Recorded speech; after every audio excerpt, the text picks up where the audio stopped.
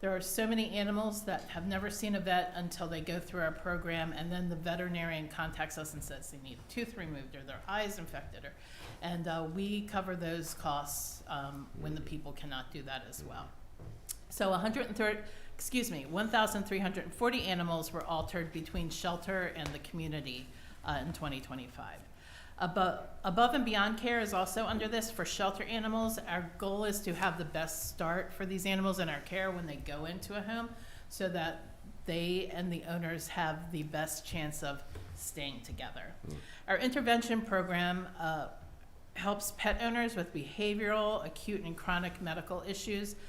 This really helps people keep their pets in their home, pet pantry, our supply closet, and more.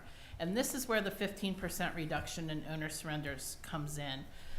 These programs are safety nets which ensuring pet owners get to have the support they need, and the pets stay where they're loved. We have talked about this before, that it just doesn't make sense for an animal to, somebody who loves and wants to keep their pet, to have to surrender it. We fix it and give it to somebody else. It's just crazy talk. So we created this program. Gosh, I guess it's almost 9 years ago now. So on the flip side of that, we are here. There are times when people just cannot keep a pet, and we are here for that. That is our open admission policy. I say no questions asked. We ask a lot of questions so that we can help the animals, but we are here if somebody cannot keep their pets.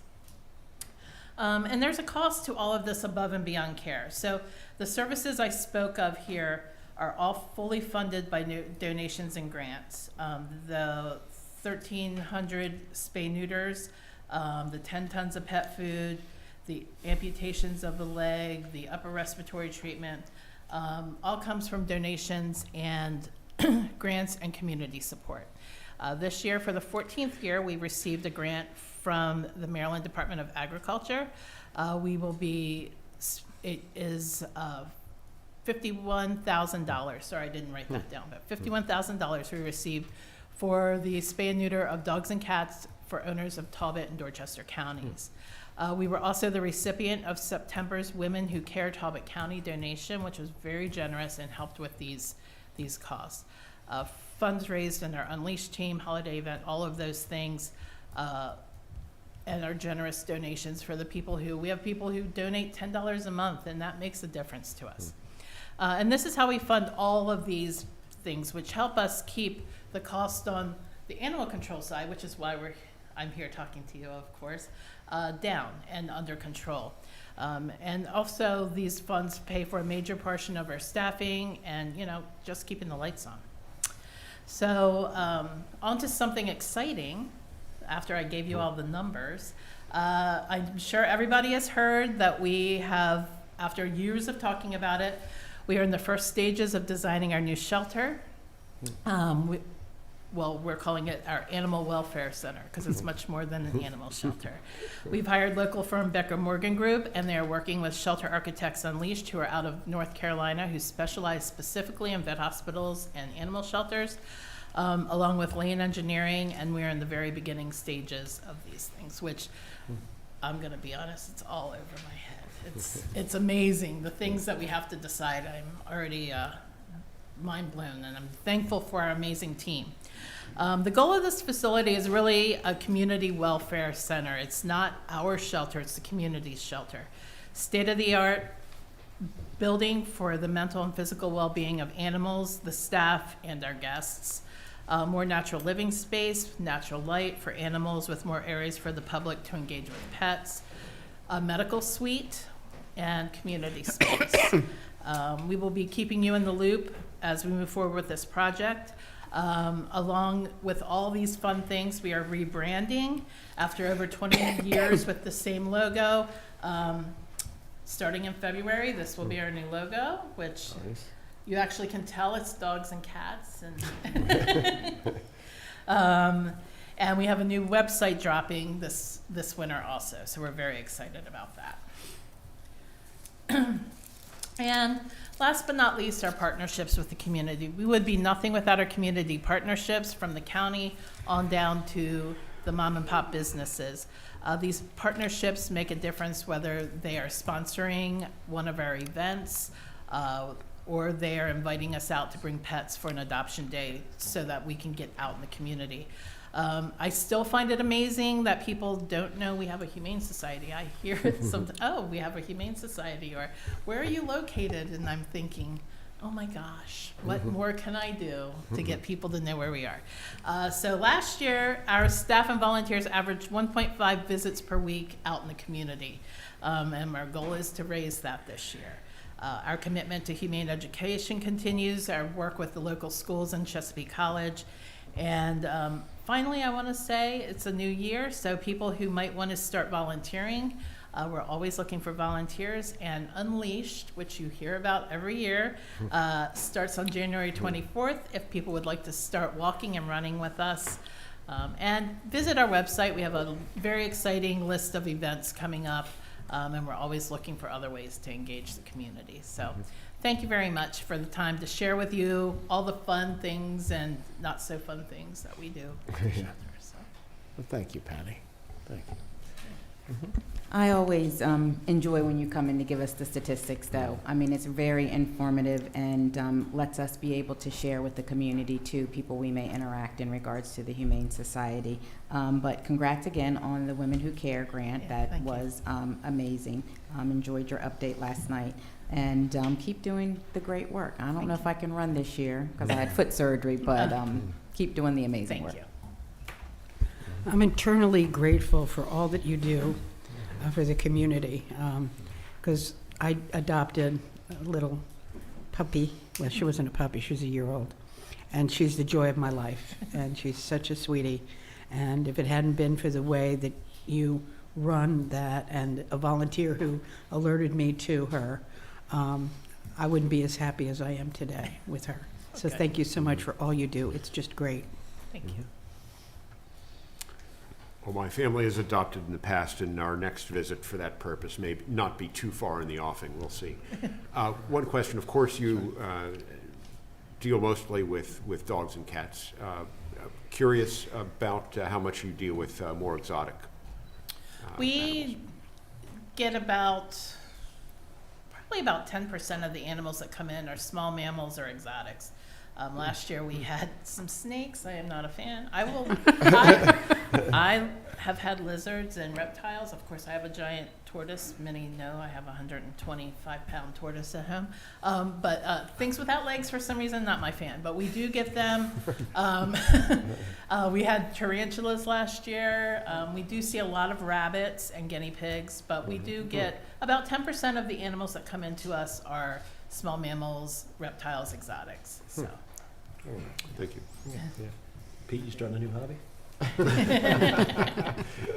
But tell people to come to us. We also tell people to check in with us because you never know what we have. So If I want to see an exotic, I visit the lab up at Sultana, but I don't need that in my household.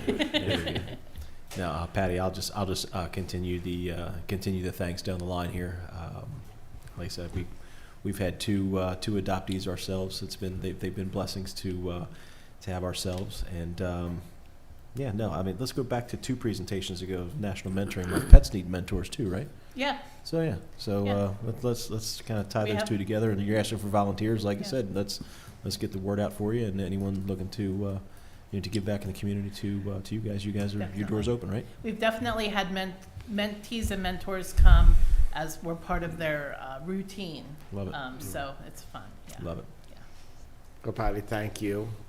You know you do a great job, and you've made my house with the new adoptee very fun. That's for sure. And Julie loves it. I love the cat. So Yeah.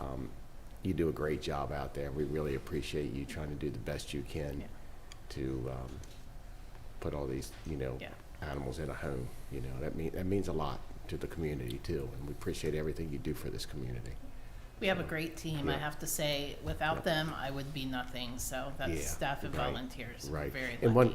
one question was, the new place, is that going to go, or are you going to tear that down and build a new place? So or- yes, the new facility will go. We purchased the old rectory in 2021, right next door, and the parking lot that was the high school parking. I see. So the new building will go there. I see. And our goal is that the new building goes there and the current building comes down and we can use that That's for great. green space and, That's other great. things. That's So great. that's ideally what will happen. Mhm. The professionals come and tell us what we Right. can and can't do. Yeah, I But got you. that's our That's goal. good. That's good. Um, Well, keep Yeah, us up to because our date. current building might look nice from the outside, but it's literally falling apart from the I outside. got you. Okay. Well, I really appreciate the update and good Thank job. you. Good job with your Thank you team very too. much. Thanks. Okay, thank you. Okay. Next on the agenda is an update to Upper Shore Aging. Herb Cain, you guys want to come on up? Yep.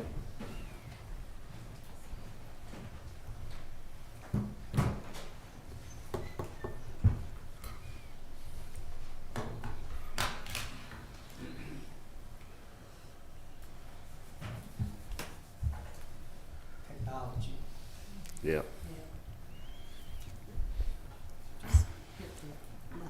Just follow that. Okay. Thank you. Okay. Welcome. Welcome. Good evening, Mr. Callahan. Yeah. Council members, Mr. Staff. Yep. Staff. Good evening. Uh-huh. Accompanying me is the president of our board of directors, Mrs. Kay Brody. Uh-huh. So she's here to lend me some moral support. Yep. Um, Yep. And I just want to thank you for this opportunity to come and share, to raise some awareness on what we do at Upper Shore Aging. Because one of the things that I've, really taken aback by is, how there is a lack of awareness on what we do, the services we provide, the programs we offer. For example, most people know of Brookwood's Place, the senior center, but they don't realize that that is a part of Upper Shore Aging. And before I begin, I just kind of want to start off by saying, as most of you are aware, I stepped into this role as executive director right about 18 months ago. Very new, very green to this line of work. And as I have been learning and growing, and it's been a lot to learn, but as I'm getting my feet underneath of me, I just want to go on record to say that I am committed to growing and deepening the relationship with Upper Shore Aging and the Talbot Council with our partner organizations in the community and the Talbot Commission on Aging. It's one of the things that I really want to work towards. So I just Thank you. want to share that. Thank you, Herb, and just remind everybody who you are. Yeah. Herb Cain, Executive Director, Upper Shore Aging. Okay, thank you. Okay. Our mission at Upper Shore Aging is to provide programs that enable seniors in the 3 counties, because we are the local area of the Area Agency on Aging for Caroline, Kent, and Talbot counties. And we want to help these seniors to live healthy, rewarding, independent lives in the community, to be able to stay in their home and not have to go to nursing facilities. And of course, that's our vision, is for an Upper Shore where seniors can live that type of a life with respect, independence, and purpose. So the Upper Shore Aging was an outgrowth of the older American Acts of 1965, and we serve as the local area agency on aging for Talbot County. And as such, we administer various programs through the Maryland Department of Aging to enable seniors to thrive in their home. And I just want to go over some of the programs that we offer. Maryland Access Point, is a big one that we have. It's the one-stop source of information and assistance for family members, caregivers, disabled adults, seniors, and it's designed to help them navigate through the maze. And it really is a maze of all of the long-term care services that are out there. And so many times seniors come and they don't know where to go. So when they come to us and they talk with a MAP counselor, even if we cannot help them, if we cannot provide service for them, we try to connect them with someone in the community or an organization that can. Another big thing that we do is offer Medicare support. Our Medicare counselor provides confidential assistance with seniors, helping them with their health insurance options. Services include one-on-one counseling, information, group seminars on the insurance programs, private health insurance issues, long-term care insurance. Many people are aware that one of the big things plaguing our seniors anymore is fraud.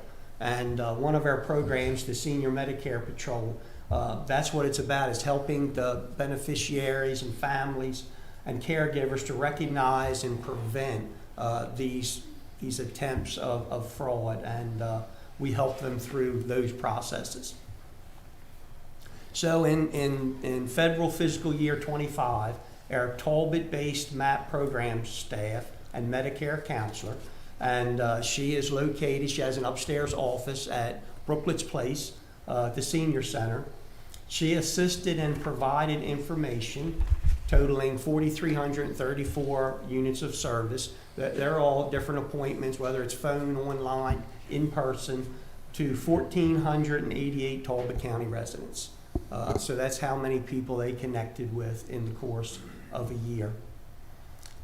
We also have the National Family Caregiver Support Program.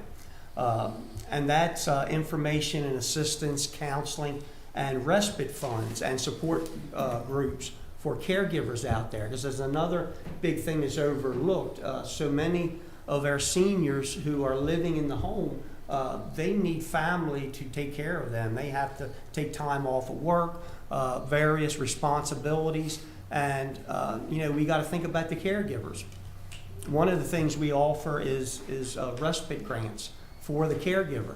$500 is what most of the grants are, so that they can go and have some time, get someone to come in.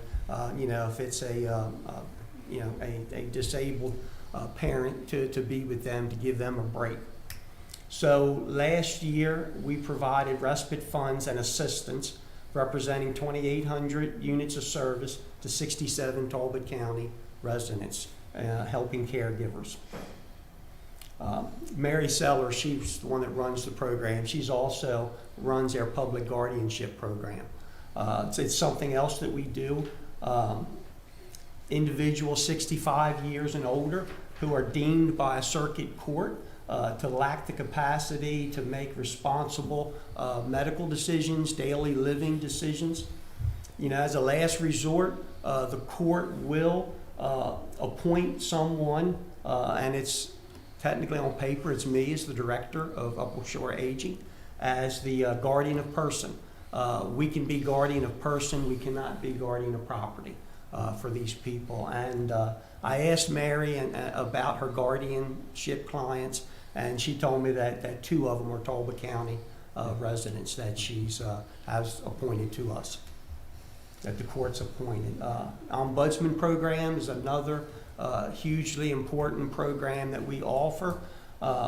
We have one ombudsman, and she takes care of 3 counties, and it's her responsibility to protect the safety, welfare, and rights of seniors residing in long-term care facilities.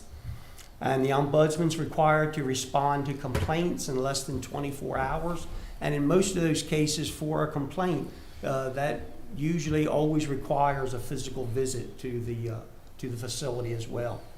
So in Talbot County, the ombudsman is responsible for 2 nursing homes and 5 assisted living facilities. And this next slide is, I got it from the Department of Aging, and it just gives a snapshot of the ombudsman last year. So just want to point this out, that our ombudsman for the Upper Shore region, which is the 3 counties, Caroline, Talbot, and Kent, she's responsible for 7 nursing homes, 690 beds, 12 assisted living, 3. She's responsible for 1,045 beds. This one lady. has this. You know, she does community education. She participates in surveys at facilities.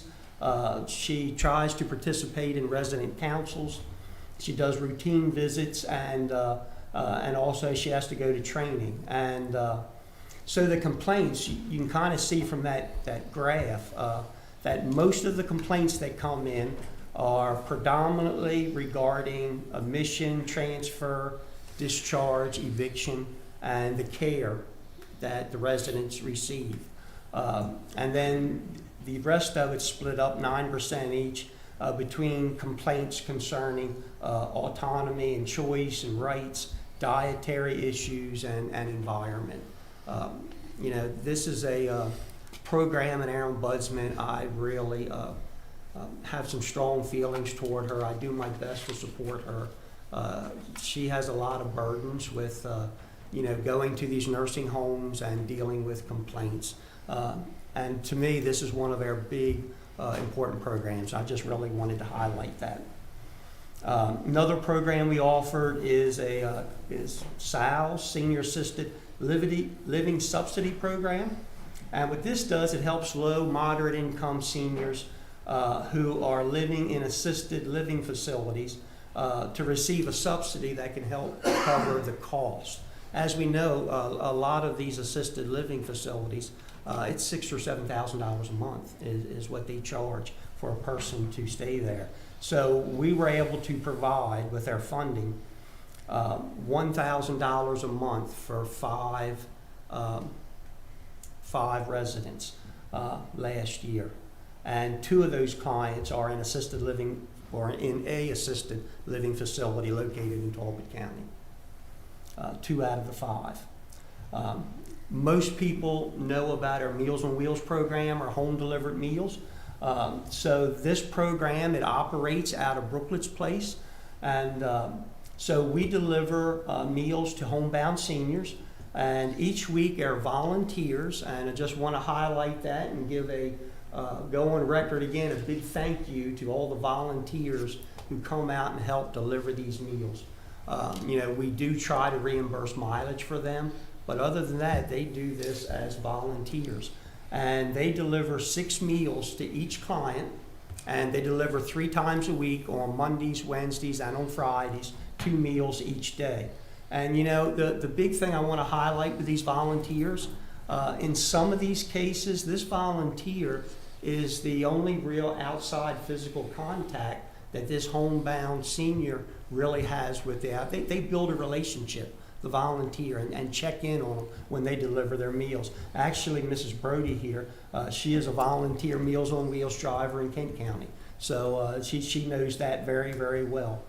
So FY25, volunteer Meals on Wheels drivers delivered 34,304 meals to 195 Talbot County residents. So that's the statistics on our home delivered meals. So then most people know about our senior centers, and we are proud to have 2 senior centers in Talbot County with robust programs. And these centers are community hubs for socializing, exercise, nutrition, games, hobbies, health promotion activities, education, and of course Medicare counseling. And what these senior centers are, they are vital to helping older adults to thrive and stay engaged in their respective communities. So many of them are living at home all alone, and being able to come out during the week to the senior center, participate in these activities, it is huge benefit to help our seniors. So I'm going to start with Brooklet's Place, the Talbot Senior Center. And this report came out of the My Senior Center database that we use to collect activity of people who attend. And as you can see, this is an active people report for the federal fiscal year throughout the year, and it's unduplicated. And as you can see, all except for 1 month in December, it was over 200 people, between 200 and 250 people a month that attended this senior center. So this information comes from our database that we use to collect the state information. It's called AIM. So this is for the federal fiscal year, the programs. So for the senior center, meals and nutrition, the congregate meals, they can have a meal at the center, served for the year 222 clients, almost 2,900 meals. Grab and Go Meals is another program offered at Brooklets where we hand out meals. People can drive up and get this meal to go. 129 clients, 2,695 meals. We gave out 44 farmers market coupons or cards. I think they're using cards now to residents so they can get fresh produce. And then emergency meal boxes. There's 5 meals in each box, 124 people, 620 meals.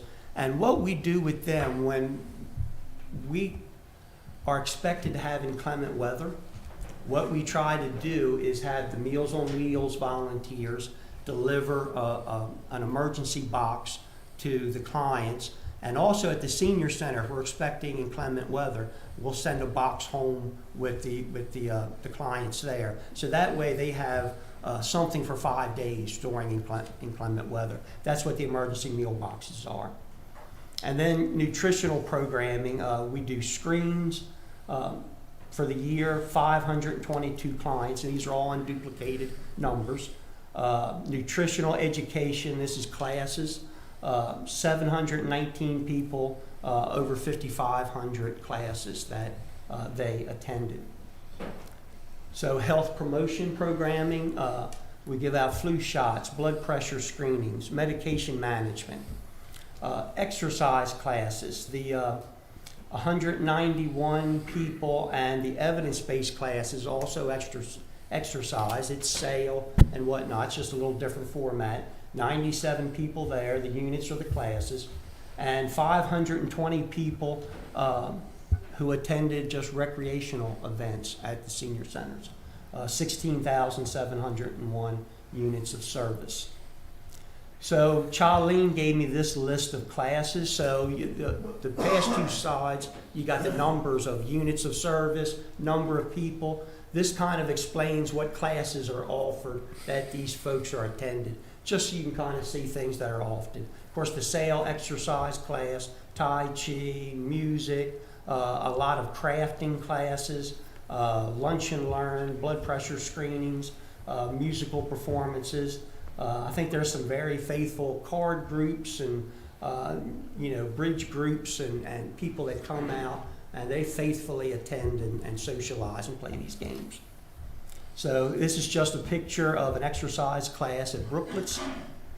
Our other center is VIII, which is at the Perkins Family YMCA in St. Michael's. It's open 3 days a week. It's much smaller. But as you can see from this center, for 3 days a week, they run 60, 70, 75 people a month, are engaged with the senior center. Congregate meals, 31 people, education, 147, exercise classes, 79, 38, 151 attending recreation. And just to give you an idea, Ann DeMart, the manager there, she put this together. These are the classes that's offered there. And she wanted everyone to know that VIII Senior Center, this is 3 days a week. Monday, Tuesdays, and Wednesdays they're open. And they offer all of these classes for residents there in St. Michael's. So why is the work of Upper Shore Aging so important? It's kind of obvious. The senior population is growing. A third of Maryland's population is over the age of 50. 1.4 million people over 60. And as you're very well aware, Talbot County ranks highest in the state with about 30% of its population 65 and older. And as the population ages, so will disparities in health care, education, housing, and other opportunities to experience longer, healthier lives. And I just wanted to share this last piece. By 2035, for the first time in Maryland's history, It's projected by the Maryland Department of Planning that there will be nearly 2.1 million adults 60 and over, compared to 1.6 million children under the age of 19. We see our demographic population changing around, where it's aging and getting older. So that's why the work of upshore aging is so important. And I just want to thank the council so very much. Hope I didn't go over my time. You did. I figured, sorry, apologize. You were on a roll, so I'll let you go this time. Okay, thank We'll change it up next time. Yeah, you'll have to okay? get me in more often. so Okay, I'll have to okay, try and be. okay, I got you. Okay, all right, okay. You caught me off guard there. That's all right, I'm- that's all I'm still right. awake, though. Okay, okay. No, we definitely recognize how important the seniors are to Talbot County. Having a senior at home myself who's 85, there are severe challenges there, and we would not be able to do what we do to care for her if it weren't for the resources that are available right here in our community, between the health department and the senior center and avenues like that. It truly does help the caregivers assist the senior. So thank you for all the work. Thank you for sharing this with us. It was informative, very informative, and we greatly appreciate it. Thank you. Given our demographic in this county, as you've pointed out, the diverse services are so needed and so well administered by Upper Shore Aging. And they contribute to the health and welfare of our county, which is great for not only our seniors, but their descendants too, who are relieved of, to a certain extent, of a great burden in having to care for their older relatives. So thank you for all you do and do so well. Well, Council, I serve as your liaison to the Upper Shore Aging Board, and as you can see from this presentation, well, what most people know the organization for are managing the senior centers and providing all that programming and providing Meals on Wheels, but there's really so much more in terms of program delivery going on here. The Ombudsman, the Maryland Access Point, the Medicare assistance, and all of these services are really adding value to how people can continue to live out their lives in their homes, in those familiar surroundings. So thank you for doing that. I'll keep in that vein of thanks. It's been awesome to go out to volunteer a couple times out to Brooklyn's Place and just see a lot of these programs in action and just all that's done for our senior community here in Talbot. So I'll just keep it short and sweet. Thank you. Once again, thank you, Herb. It's great to get to know you and your staff, and your dedication. That you started off with your dedication, and we've met a couple times, and you're pretty impressive, that's for sure, because it takes a special person to grab a hold of all that stuff and go with it. So we're really happy to have you aboard, and anything that we can do, and I've told you we can help you, anything that we can do for you, just reach out to us. Thank you. I Okay. appreciate that. Really Yep. appreciate it. Thank you. Okay, sounds great. Thank you. Okay. Next on the agenda, introduction of administrative resolution. Madam Secretary, could you go ahead and read that into record, please? You want me to read the entire thing? Well, just ahead. Yeah. Administrative resolution amending the membership of the Senior Citizens Task Force to include a representative of Talbot County's faith community and a representative of the Talbot County Department of Social Services, Adult Services. Okay. Mr. Thomas, you want to help us with that? Yes. Yeah, sure. So this administrative resolution was requested by Councilmember Milky. As council will recall, in September, the council previously amended the membership of the task force to add 2 citizen representatives who should be county residents and 65 years of age. So this administrative resolution would further expand the membership of the task force to include a representative of the county's faith community and a representative of the county's Department of Social Services, Adult Services. Okay, I got you. Would you like to say anything? No, he said it all. Okay, that's good. All right, so any discussion from council or anything? Okay. Or is there a motion? So moved. So say you better. So, do we introduce this first and then Yeah. vote? That the procedure? Yes. So, Yeah. introduction by, do you want a Yep. show of hands Yep. for introduction? Introduced by council. Mm-hmm. And I'll second Lynn's motion to move forward with the vote. Okay. Sounds good. All right. You want to call the roll? Yep. Mr. Callahan? Aye. Mr. Step? Aye. Mr. Lesher? Aye. Ms. Milky? Aye. Ms. Hayes? Aye. Okay. Thank you. Yep. Thank you, Mr. Thomas. Okay, let's go ahead and move forward with the public hearing. Madam Secretary, could you go ahead and read the title, Resolution 387, please, into the record? Resolution number 387, a resolution to amend the Talbot County Comprehensive Water and Sewer Plan to reclassify and remap certain real property located at 801 Port Street, Easton, Maryland, shown on tax map 34 as parcel 215, from W2S2 to W1S1 immediate priority status pursuant to an application filed by the town of Easton. Okay. Welcome. Thank you, Council. Ray Yep. Clark, County Engineer. We received an application from the town to amend the comp water and sewer plan for this parcel. We then presented that to the Public Works Advisory Board at the December 18th meeting. They basically passed a motion recommending the county council adopt resolution. I forgot the number already. 387. 387. Yep. So they did do that, and they passed that via 5-0 vote. Okay. Also forwarded an email over to the Office of Environmental Health.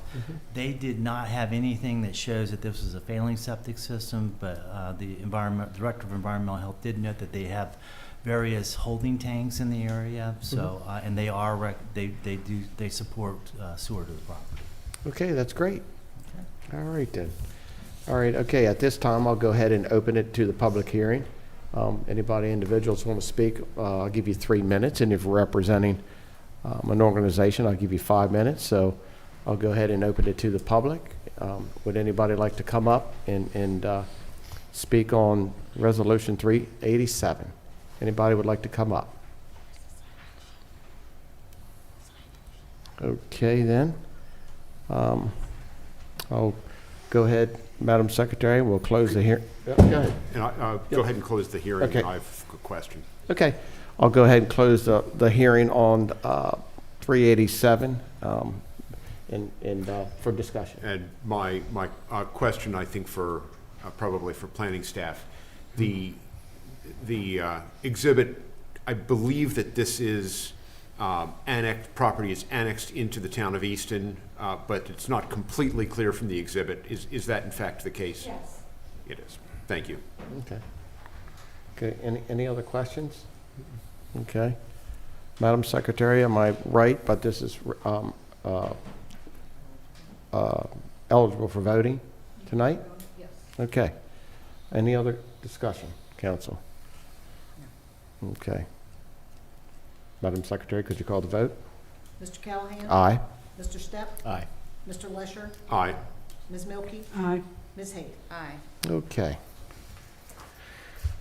All right, Madam Secretary, you can do the same thing on Resolution 388. Resolution number 388, a resolution to amend the Talbot County Comprehensive Water and Sewer Plan to reclassify and remap certain real property located at 7508 Cooper Point Road, Bosman, Maryland, shown on tax map 31 as parcel 78, from unprogrammed to S1, immediate priority status, pursuant to an application filed by Linda Zecker Higgins. Okay. You wanna Thank go you. ahead? Yeah, go ahead, Ray. Again, the Public Works Advisory Board reviewed this at their December 18th meeting. Ultimately, this is also, the applicant also has another property under Resolution 387. So we double-checked, I guess, or checked the SSTAT information, and ultimately, the property owner purchased this property, I believe it was on December 28th, 2010. There was a question of whether or not the two parcels were subdivided. They ultimately had previously purchased the property at under Resolution 389, and that was, I believe, purchased by them back in 2016, if I'm not mistaken. So They were two separate parcels at the time that they purchased those parcels. The Okay. Public Works Advisory Board also, after receiving that information, presented a motion recommending the county council adopt resolution 387, or 388, I apologize, Yep. 388, my eyeballs are going bad here. And ultimately, they passed that motion via a 5-0 vote. At the same time, the Planning Commission also reviewed that at their meeting in January, and they also found the resolution consistent with the comp plan Okay. and passed that via 4-0 vote. Okay, that sounds great. Thank you, Mr. Clark. Okay, at this time, I'll go ahead and open the public hearing to 388, Resolution 330, and I will give you 3 minutes to speak, if an individual. Yes, sir, come on up. Thank you. Yes, sir, yeah. President Callahan, members of Yeah. the council, my name is Billy Anderson. Yeah. Happy to be here. Thank you for the time, and thank you for your service. Some of you may recall that at the time of passage of Resolution 250, I served as chair of the Public Works Advisory Board. The proposal to extend the sewer line down the Bosman-Nebbit Peninsula did cause some concerns at the time, and those concerns were resolved in the text of Resolution 250 by incorporating a prior Resolution 175, also known as the Carroll's Market exception. And specifically in Section 6 of that Resolution 250, it provides that any property or other parcel other than those designated by Resolution 250 to come into the sewer service area has to meet the Resolution 175 criteria, the so-called Carroll's Market policy. Under Resolution 175, in essence, what it says is there must be an existing single-family residential dwelling or commercial property already developed. There has to be a failing septic on that property, and there has to be no alternative except for connection to the sewer system. And in order to be failing under 175, it specifies further that failing means an on-site septic system to be failing only if it was legally permitted and properly constructed and inspected when installed. It's incapable of adequately disposing of sewage. It is creating an immediate and substantial public health problem, and it cannot be repaired or replaced at reasonable cost to adequately dispose of sewage on-site using best available technologies or alternative systems. Excuse me. It specifies further that connection to the force main shall not be used to enlarge, expand, or intensify structures or uses as of the date of approval of the extension of the service. So somebody can't connect and then say, oh great, now I can go develop further my property or build another building on it, for example. It seems to me that the properties under 388, 389, and 391 may well meet the criteria of Resolution 175 as articulated in Resolution 250. But I didn't see any evaluation of that, any thorough evaluation of that in the discussion by the Public Works Advisory Board or in the record that I looked at, that it doesn't meet these criteria. So I think it's a question. It may well be that it makes great sense to connect this up to the sewer, but I think it needs further evaluation in light of these criteria. And with respect to the property under Resolution 390, it seemed to me that the application is really premised on a plan to expand or an additional building further to develop the property on the site. And I think that creates problems under Resolution 175. Thank you. Okay, thanks a lot. I appreciate you coming tonight. Okay, anybody else would like to comment on 388? Yeah. Come on up here, Councilman. My name's Dirk Bartlett. It's nice to see so many familiar faces, and I'm glad to see you all are working hard doing the county's business here. So thank you for hearing me out. Yeah. This is just a general comment regarding these next 4 or so applications to tie in. I just want to remind you the point of why we created this sewer line when I was on the council going down to Bosman-Nebbit. We had lots of complaints of people who had failing septic systems, small lots. They could not improve their properties, add on to their properties because they had no septic capacity. So we had a system that already existed between Unionville and Tunis Mills that goes to St. Michael's. So we tried to figure out a way if we could run a similar system down to Bosman-Nevitt. And the purpose was to keep these areas from becoming sort of slum-like. If you can never improve your house and you can never add on to it or improve it because you have no septic capacity, it generally starts to turn the place into a sort of a shanty town. And this was really for their economic survival down in these areas. So what we didn't want to do was to open up a lot of development between point A and point B. So we have a map that reflects the sewer service areas that we're supposed to serve with this line down, and it's expressed in the resolution 250. So we just want you to be careful as you allow properties along the way. They should have no other choice but to go into this line if possible. The force main that serves Unionville, Copperville is a high velocity, a small pipe force main, and it doesn't lend itself to a lot of different tie-ins just because of the engineering of it. I'm not sure what kind of system you have that serves Bosman-Nevitt, but I assume it's the same kind of thing. And so what we don't want to see is a lot of additional development that wouldn't otherwise be there. So in general, like the one application I saw, which is not what we're talking about right now, but it's coming up on the agenda, is in St. Michael's itself.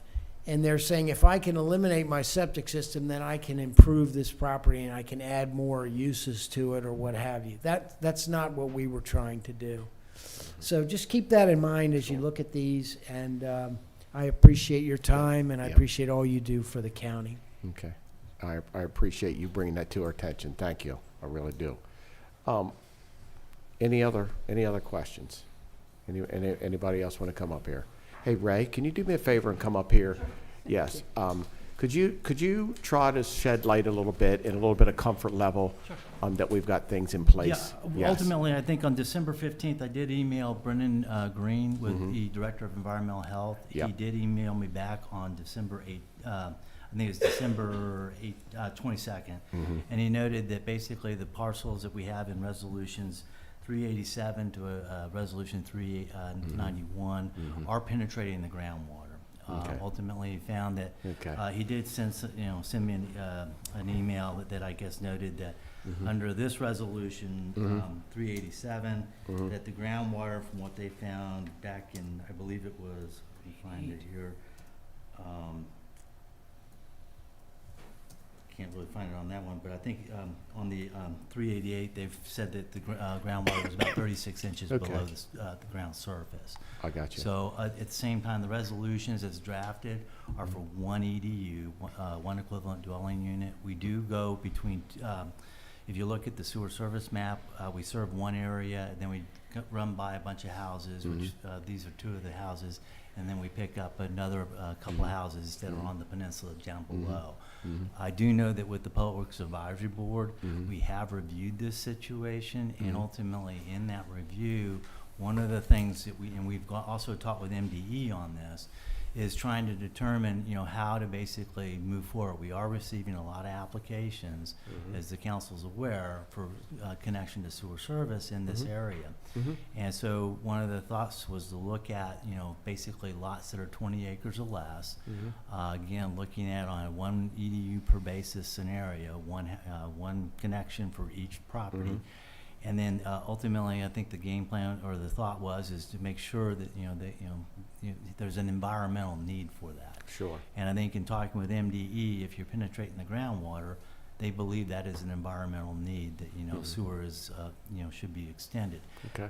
In the end of Brennan Green's email, he did note that actually all of the candidates under the resolutions tonight are basically good candidates for being, having sewer. Again, when we get into scenarios where the high groundwater table is, you don't really have any treatment associated with the water that's coming out of the system. It just goes right into the hydric soils. From that standpoint, we've also presented, I guess, a memo of talked with the Public Works Advisory Board about this, of looking at those parcels that are in and around the Resolution 250 areas and coming up with a strategy on how to process those for the future. Okay. The other thing, just so the council is aware, we also have been working with the Maryland Department of the Environment and the Maryland Department of Planning to look at the priority funding area exceptions. And one of the comments that the Maryland Department of Planning came back to the county on was they would prefer that we come in and have all the parcels identified as far as that priority funding area exception. So they would like to see all the parcels kind of looked at. I think one of the questions we had when we presented this to the Public Works Advisory Board as part of this targeting concept was one, do we do it for improved lots only, or are we going to have it, unimproved lots included in this? There was some questions, and I think we're hoping to have a work session with the county council to discuss that. Okay, And then that'd be hopefully great. have a strategy moving forward. That'd be great. And at this stage, with what Mr. Bartlett was talking about, do you see any problems with trying to tap into the line? At this point in time, we do not. Okay. We are utilizing a septic tank effluent pump system, and in that, the line size is basically between 4 to 6 inches. Okay. And it's basically to pump that up to, and we don't have any pump station, so we're actually utilizing the head, what we call a multi-stage pump. That head is being pushed, so each pump is pushing that to the St. Michael's wastewater treatment plant. Okay. We then looked at this as far as how, having the system, hydraulically be able to handle all the additional units as well. And I think we had roughly about 172 additional houses that we looked at that were 20 acres or less. Okay, all right, well, appreciate it, and hopefully that helps you guys a little bit. Okay, anybody else like to come up to talk? Okay, I'll go ahead and close the public hearing and open for discussion, council. Well, this raises some concerns that I think weren't on our table. We've heard about compliance with the specific conditions of Resolution 250 and the as specifically defined under 175. We've heard from Mr. Clark about these proper septics are penetrating the groundwater. But is that language the language that is in Resolution 175? And I think that this requires some technical expertise that Unaddressed in the proposed. we need a little bit more information on. Mr. Thomas, is compliance of this with Resolution 250 and 175, is this something that we might better get an opinion from the Planning Commission or the Public Works Advisory Board? Where best to refer this, or to both? Well, the Planning Commission looks at it for consistency with the comprehensive plan, so it may be best referred to the Public Works Advisory Board for their review. Okay. 'Cause I don't have the documentation in front of me, but it may be that that's more within their purview than the Planning Commission's, for what the Planning Commission evaluates. Okay, thank you. If I can just kind of note 175, Resolution 175, again, this was, I believe, adopted back in, let me find that for you, back on October 26, 2010. The heading of this resolution basically says, a resolution to establish sewer service connection policies from the Unionville, Tunis Mills, and Copperville sewer service area, low-pressure force main collection system to the Royal Oak Pump Station. So Resolution 175 was really looking at from the UTMC, Unionville, Tunis Mills, Copperville area to the Royal Oak Pump Station, which is at the just across the road from Oak Creek, which is at 329 and 333. We've talked, again, with the Public Works Advisory Board about trying to develop other policies outside this area as well, because we do have force mains up and down Royal Oak Road, and, as well as the Bosman, Nevitt areas and whatnot. So, yes, I just want to let you know what that Right. was specifically for that area. But, Mr. Clark, what we heard was that Resolution 250 set up, referred back to 175 rather than repeating the criteria, simply referenced the criteria set forth in 175? I would have to go back to Okay. looking at. Well, we can have the Public Works Advisory Board look at that for us. Well, that's fine, that's fine, but, you know, and we also have the health department involved in this to say, and move forward to do this.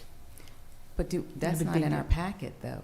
Huh? We don't have that in our packet. We don't have any of the background information in our packet from Resolution 250, Resolution 175, nor Okay. do we have anything from MDE indicating about the penetration of the groundwater and the environmental, and from environmental, that nothing's in our packet to correlate what Mr. Clark just said.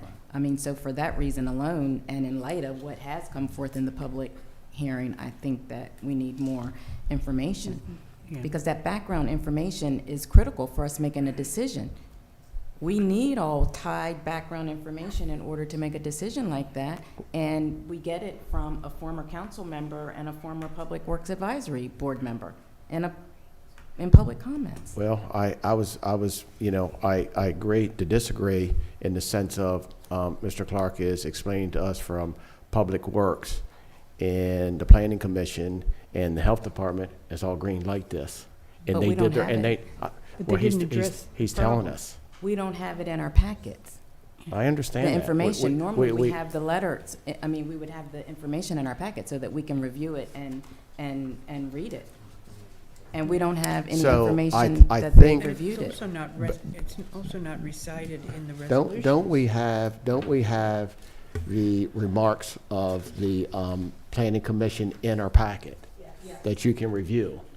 But I don't think it references the It to reference all, resolution. when you go down, it references everything they go over, and it's a 5-0 or 4-0 or it doesn't Right. pass. Right. Right, But I mean, right. from the environmental piece, that there's an issue with the penetration of the groundwater.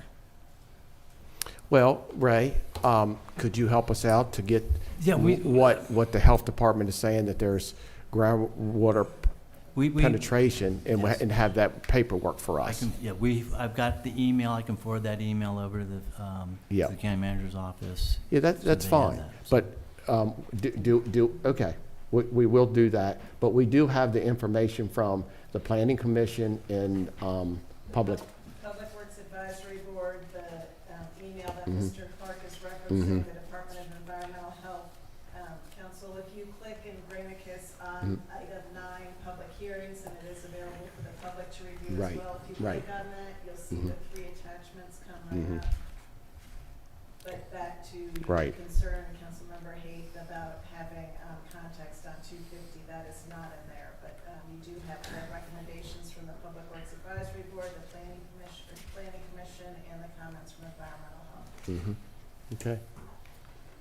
So, Mr. President, if I may, we don't, Yes. we don't have to vote on this evening from the way I understand it. So No, if we no, could, we we don't. could get through our public comments for each of these For each further one of ones, and these, then, and we can just delay a revisit it. vote. Yeah. We can Yeah. revisit. Yeah. Yep, For more information. that's fine, absolutely.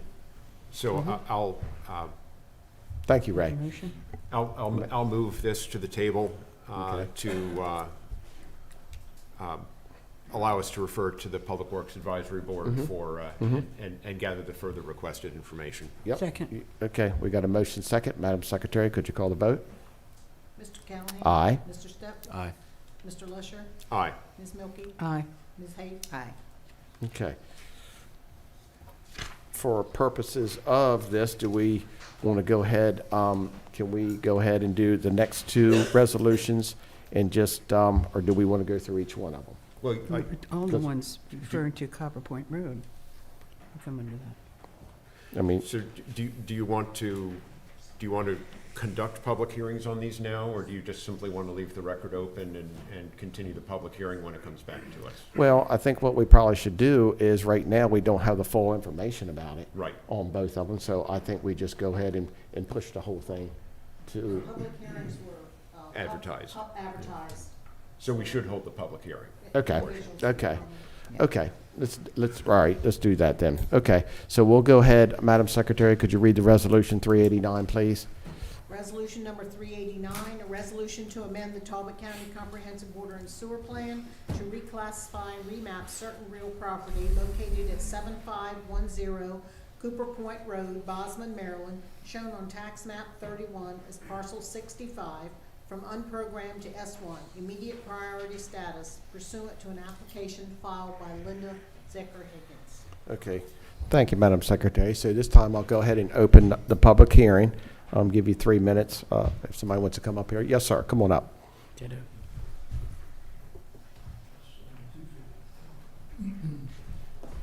Mr. Callahan, Yes, sir. members of the council, I would just ask that my remarks. Could you introduce yourself, please? Pardon me, my name is Bill Anderson. Mhm. I reside at 42 Londonderry Drive in Easton. Mhm. And I would just ask that my prior remarks be incorporated into the record for this hearing. And in order to avoid my having to come back up, the hearings on 390 and 391. Yes, And I sir. have, for convenience of the council, Mhm. I have copies of the relevant portion of Resolution 250. Yes, That is the language that incorporates in total the criteria from Resolution 175. yes, sir. Thank you. Okay, thank you. Appreciate it. Okay, would anybody else like to come up and have any discussion on 389? Resolution 389. Okay. That being said, I'll go ahead and keep 389 open for the public hearing. And we'll go ahead and make a motion that this stays open, right? I don't think we need a motion. Do we need a I think you motion? can close the Okay, public okay. hearing. And just keep it open. And then we can do a motion to move this to the table again. Okay, that's fine. So you want to close the public hearing first? Yep, I'll go ahead and close the public hearing. And I will move this Resolution 389 to the table, same conditions as the previous Okay. one. Madam Secretary, could you? The motion to. put Yeah, it that's a on- motion. to put on the To table. put it on the table. Motion, put it on it. Okay, we got a motion second to put it on the table. Madam Secretary, could you call the vote? Mr. Callahan? Aye. Mr. Step? Aye. Mr. Lesher? Aye. Ms. Milky? Aye. Ms. Hayes? Aye. Okay, let's go ahead and do the same thing here on 389. Let's go ahead and open the public hearing on 389. Madam Secretary, could you? 390. I'm sorry. 390. Resolution number 390, a resolution to amend the Talbot County Comprehensive Water and Sewer Plan to reclassify and remap certain real property located at 24114 Mount Pleasant Road, St. Michael's, Maryland, shown on tax map 32 as parcel 86, from unprogrammed to S1, immediate priority status, pursuant to an application filed by Christina and Donald Kepler. Okay. Once again, we'll go ahead and open it to the public hearing, and anybody like to come on up and discuss 390, come on up. And we do have already. Yes, ma'am. Come on up.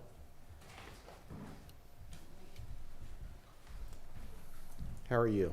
Good. Good. I am Christina Kepler. I just Okay. wasn't sure if residents are actually supposed to comment on Yep, this. it's public hearing. Yes, Okay. ma'am. So, I just want to clarify, Mhm. why we want to do this. Yeah. It was partially, we know our neighbor is doing this because they have to, and Mhm. we're neighbors, and we were talking to the Public Works, and they said, if you ever want to do it, this is a good time, Mhm. because they're right next door to us. But Mhm. part of the issue is our water table is very high, so Mhm. we do have a functioning septic, but it is a big mound Mhm. in the back.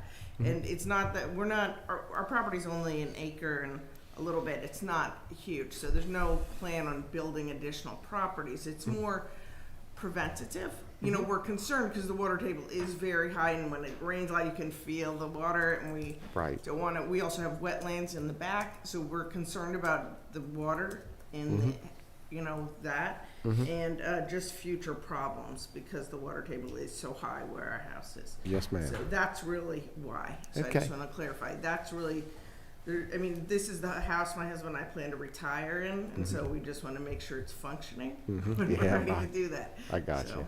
Well, thanks for coming Okay, tonight. I yeah. appreciate it. Okay.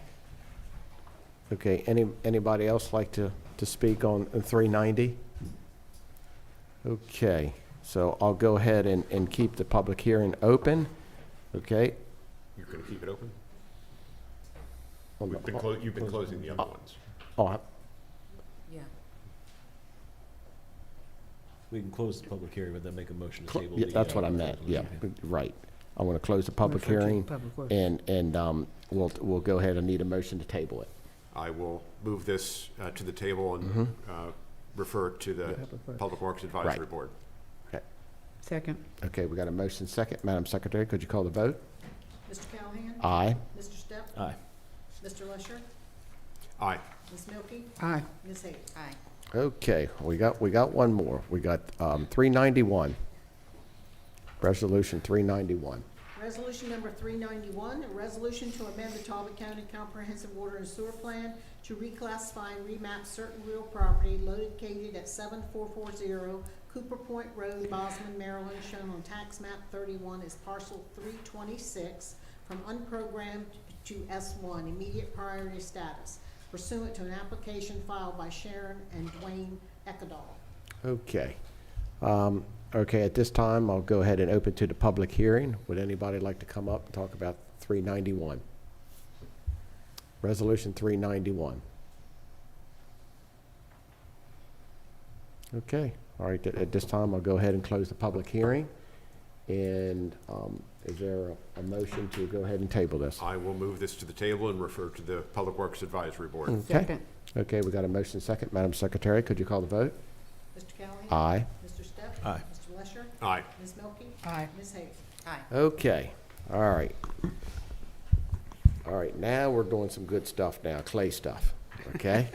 All right, county Good manager. evening, council. Yes, Under County Manager Report this evening, we have several items under board and committee appointments. The first is the Adult Public Guardianship Review Board. We're requesting council reappointment of Rachel Smith, Carrie Oddie, RN, Dr. Michael Crowley, Suzanne Ludwig, and Kate Stenton to that board. okay, what's your pleasure? Motion to Counsel? approve. Second. Okay, we got a motion second. Madam Secretary, could you call the vote? Mr. Callahan? Aye. Mr. Step? Aye. Mr. Lesher? Aye. Ms. Milky? Aye. Ms. Hayes? Aye. Thank you, Okay, council. Council requesting the reappointment of Zachary Krayback, full member, Greg Gannon, alternate member, and Elizabeth Conley, alternate member, to the Board of Appeals. This is a reappointment. Motion to approve appointment. Second. okay, we got a motion second. Madam Secretary, could you call the vote? Mr. Callahan? Aye. Mr. Step? Aye. Mr. Lesher? Aye. Ms. Milky? Aye. Ms. Hayes? Aye. And finally, requesting the reappointment of Terry Satchel, Easton District, to the Emergency Services Advisory Board. Make a motion? Second. Okay, we got a motion second. Madam Secretary, could you call the vote? Mr. Callahan? Aye. Mr. Step? Aye. Mr. Lesher? Aye. Ms. Milky? Aye. Ms. Hayes? Aye. Okay, Thank you, council. I ask Rich Sutter to come up, your golf professional. Hogneck Golf Course is here this evening to discuss with you and ultimately seek your approval for the 2026 annual membership and daily fee golf course rates. Welcome, Rich. Evening, everybody. Good evening. Rich Sutter, hey, head golf professional, GM, Hogneck Golf Course. nice. Any questions? Never. So, with the rates, what we try to do every year is we try to keep them as inexpensive as we can, especially Yep. for Talbot County citizens. And if you look at that, the rates are exactly the same proposed for this year as they were last year for any of our employees at Talbot County and any Talbot County residents, and a small increase in fees, in our daily fees and our membership rates. And again, thank you for all your support, and Sure. our projects are going like gangbusters down there, so thank you. That's great, great. Well, let's hope we have a great season. I appreciate all the work you do there. That's for sure. You do a great job.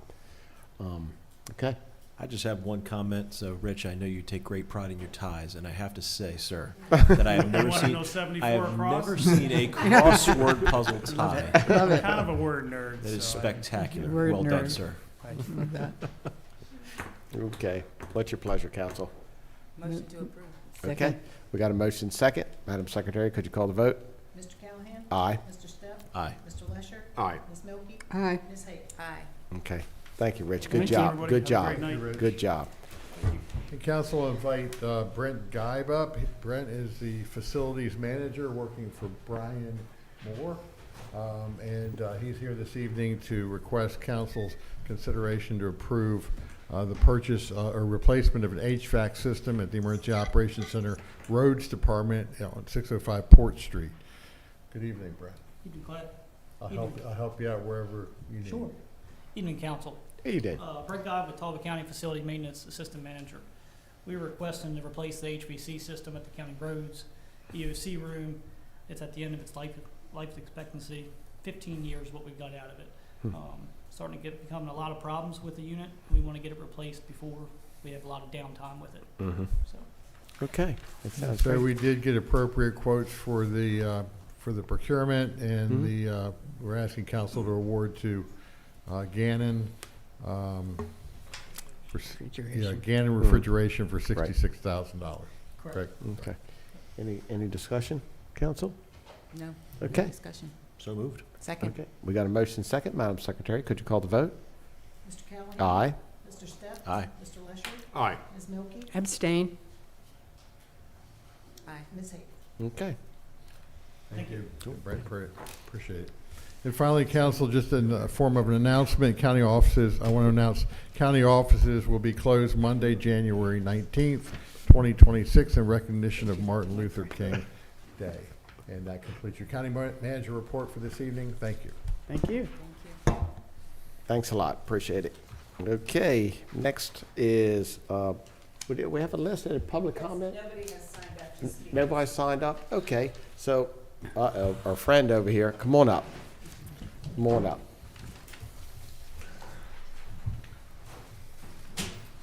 Welcome. Thank you. My name is Fahmi. I'm the health officer for Talbot County Health Department. The MDH, the Maryland Department of Health, a week or so ago, announced that masking is recommended back again because there is a limit of 10 admissions per 100,000 population. We hit 11 per 100,000 like a week or so ago. So places that are exposed to patient care, they are recommended to wear masking. The health department have now, first time ever in my life to witness that, the ability to vaccinate adults, all sorts of vaccinations that are underinsured or uninsured. We have RSV vaccinations, we have flu. I can't stress flu. So by all means, whoever can get the flu, the sooner the better. We have even RSV for pregnant ladies. We have the whole gamut of vaccinations for uninsured adults. This is my first time ever in my life to see that. So I appreciate our state support for that aspect. Okay, well, I really appreciate you bringing that to our attention for the public and everything. So if you can do washing of the hands and yes. Doing what they call respiratory etiquette, that will be smart for the community. Yes, sir. Okay. Thank you. Thank you. Appreciate Okay, it. gotcha. Okay. Any questions for Okay. me? Happy New Year. Happy Thank New you for Year. your support to the Okay. department. Thank you. Way to start a new Okay. year. Okay. Anybody else like to come up and say something? We talking about public comment now? Yes, sir. Okay.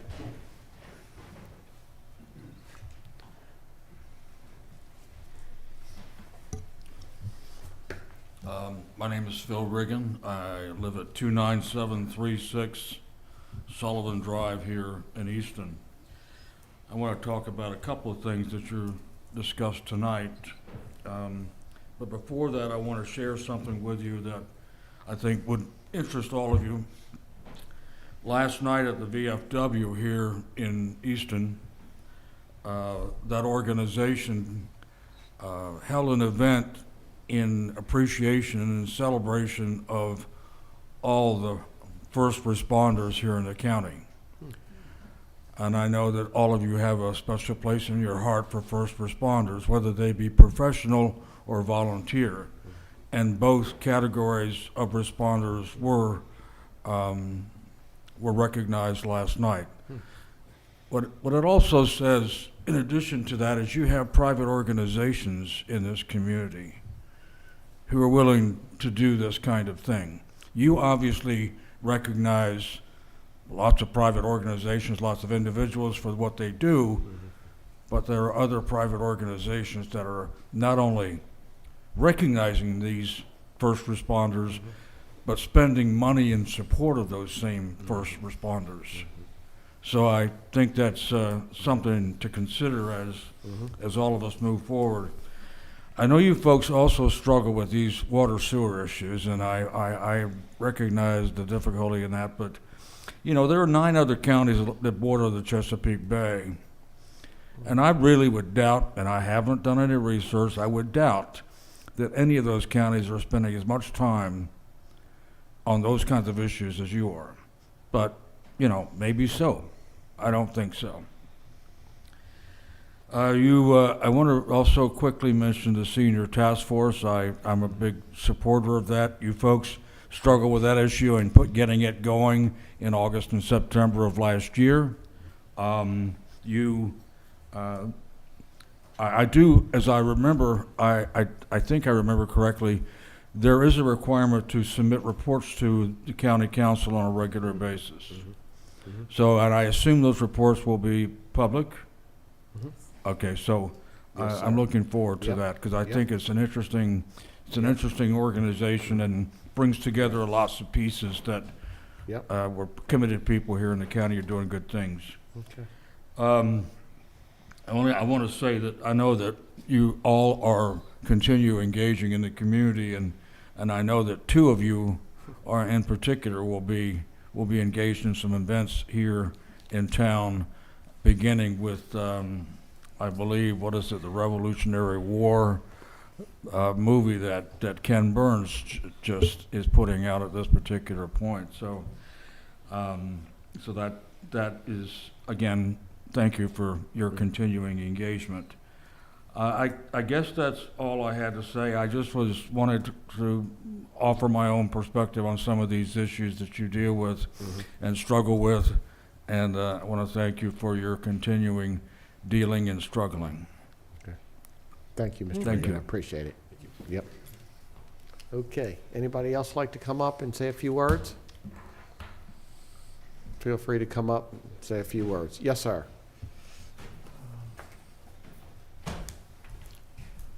You're on. Again, I don't want to Yes, sir. prolong the proceedings here. My name is Bill Anderson. I live at 42 Londonderry Drive in Easton. And apropos, this is not about water and sewer. This is about emergency first responders.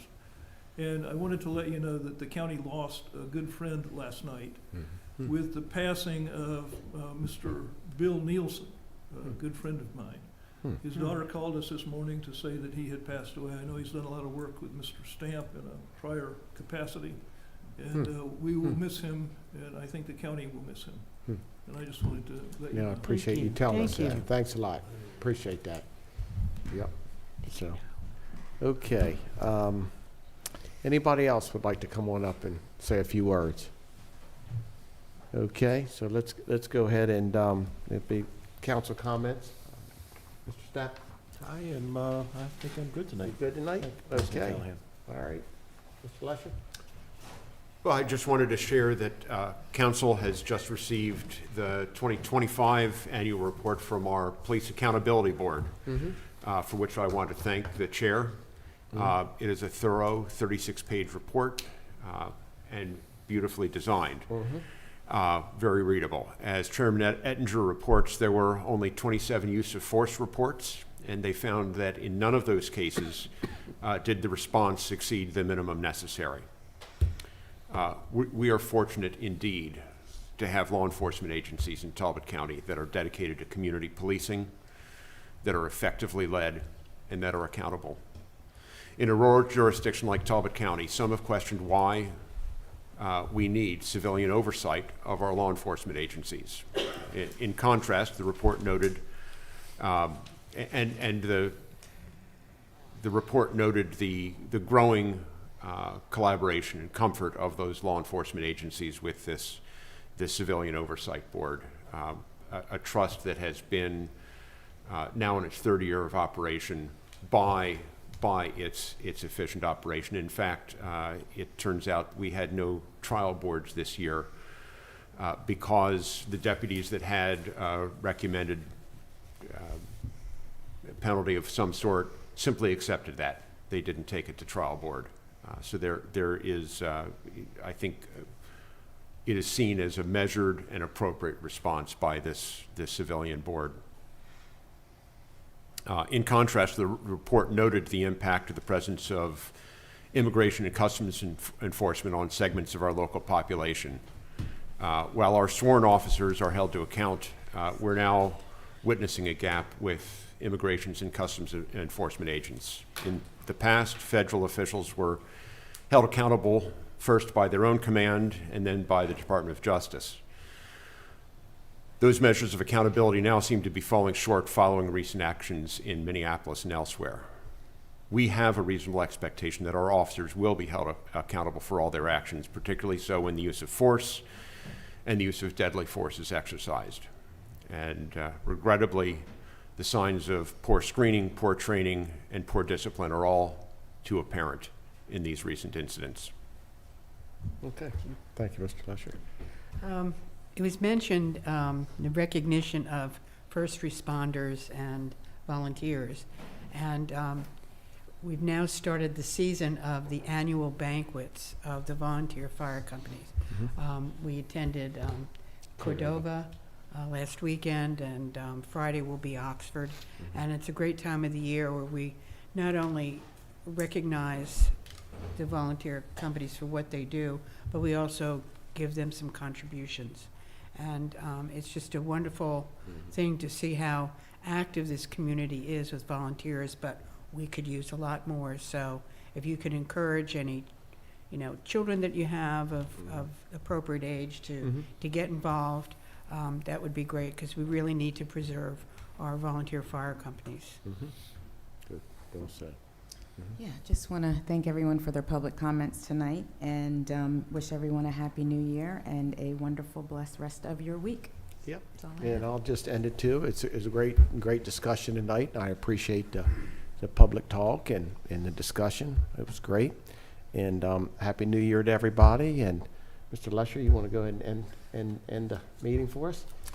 The County Council's next meeting will be held on Tuesday, January 27th, beginning at 5:00 p.m. The council will be convening an open session at 3:30 p.m. and then adjourning into closed session as listed on the statement for closing that meeting. On Thursday, January 15th and Thursday, January 22nd, the County Council will be holding meetings at 4:30 p.m. via Zoom with Providence Strategies for a briefing on the Maryland General Assembly. The meetings are open to the public. On Tuesday, January 20th, the County Council will be holding a joint meeting with the Board of Education. The meeting will begin at 5:00 p.m. with a tour of the Marathon Health Clinic on Idlewild Avenue and then adjourn to the Media Center at Easton High School. Therefore, is there a motion to adjourn this meeting and reconvene as noted? Second. Okay, we got a motion second. Madam Secretary, could you call the vote? Mr. Callahan? Aye. Mr. Step? Aye. Mr. Lesher? Aye. Ms. Milky? Aye. Ms. Hicks? Aye. Okay, good night, everybody, and I appreciate you coming.